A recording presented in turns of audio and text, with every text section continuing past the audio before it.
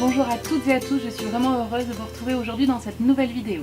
Alors de quoi allons-nous parler? Nous allons parler de la respiration. De la respiration pour les enfants. C'est vraiment quelque chose qui est très utile pour eux pour pouvoir se décharger et pouvoir s'apaiser.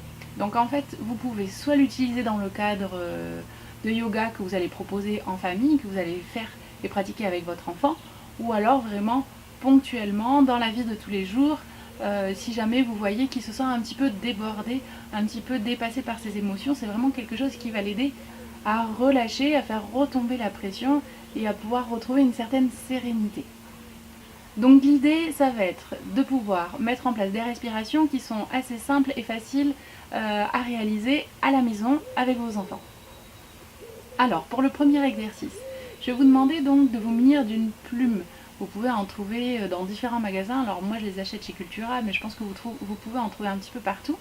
L'idée c'est de poser donc la plume par terre, la plume au sol, de demander à l'enfant de s'allonger devant la plume et de l'emmener d'un point A à un point B. Donc c'est vous qui allez fixer la distance. Donc en fonction de l'âge de l'enfant, en fonction aussi si c'est la première fois ou pas qu'il le fait, eh bien vous allez mettre une distance plus ou moins longue. Ça c'est vous qui allez le juger. L'idée c'est vraiment d'apprendre à l'enfant à souffler en se positionnant vraiment devant la plume et de lui montrer, vous pouvez vous le tester en premier, que ce n'est pas forcément en soufflant fort qu'on l'emmène loin. C'est plus on va souffler lentement, mais accompagné d'un petit mouvement de tête la plume, et c'est vraiment ça qui va faire qu'elle va voler le plus loin possible. Donc vous, ça va être vraiment d'accompagner votre enfant dans cette technique-là, pour qu'il puisse aussi contrôler sa respiration, la ralentir et vraiment la maîtriser.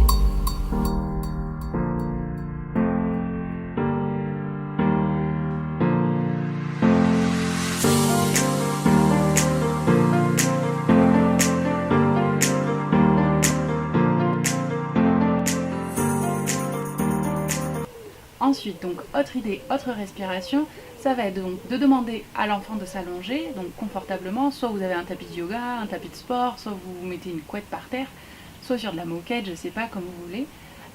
Et ensuite vous allez disposer une petite peluche sur son ventre. L'idée ça va être quoi?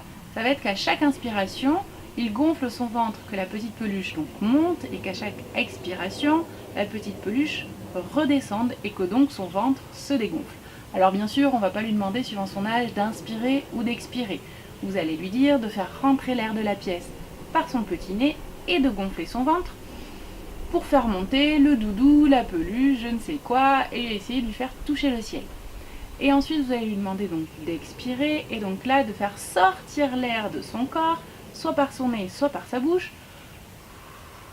et en même temps de creuser son ventre pour refaire redescendre le doudou ou la peluche. Vous pouvez essayer de lui dire que c'est un petit peu comme dans un ascenseur, on le fait monter, on le fait descendre.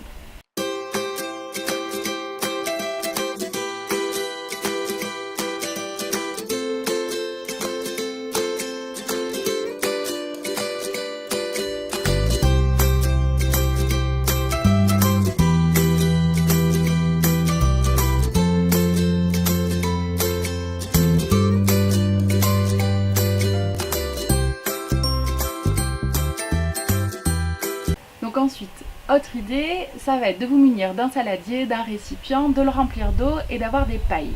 Donc l'enfant va se munir de la paille et donc vous, l'adulte, vous allez lui demander soit de faire des petites bulles, soit des grosses bulles, de faire un petit peu comme une casserole par exemple qui va arriver en ébullition. Et l'idée c'est vraiment de lui demander de varier.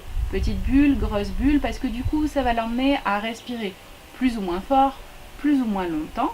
Et c'est vraiment ce qu'on va chercher à faire, à ce que l'enfant puisse maîtriser un petit peu ce qu'il fait et donc sa respiration et donc ce qui se passe à l'intérieur de lui.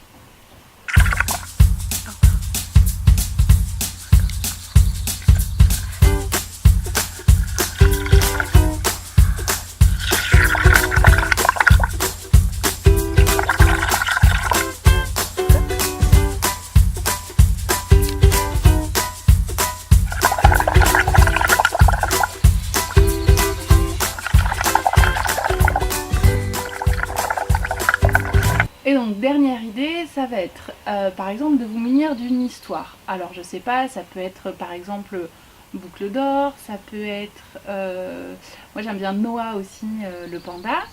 Euh, et du coup dans ces histoires-là, par exemple, à un moment donné, dans Boucle d'or, la petite fille est amenée à goûter les différentes soupes qui sont trop chaudes en tout cas pour les premières.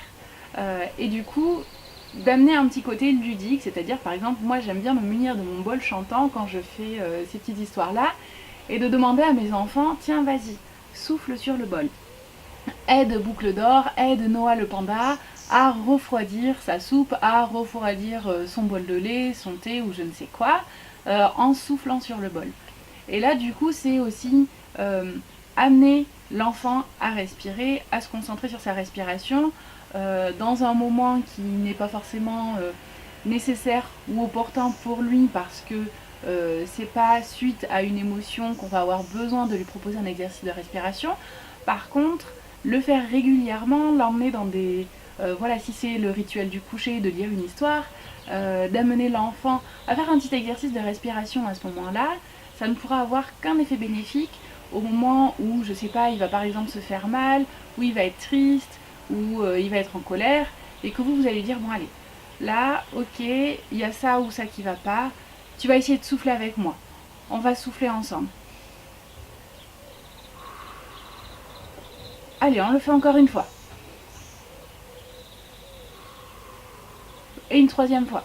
Mais du coup, comme l'enfant, lui, il aura été habitué à souffler, à respirer avec vous dans des moments de la journée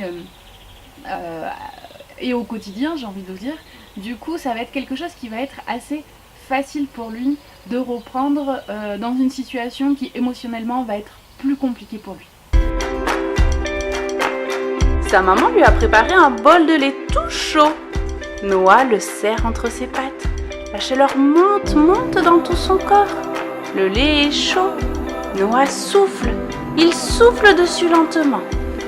Est-ce que toi aussi tu veux souffler sur le bol pour aider Noah ?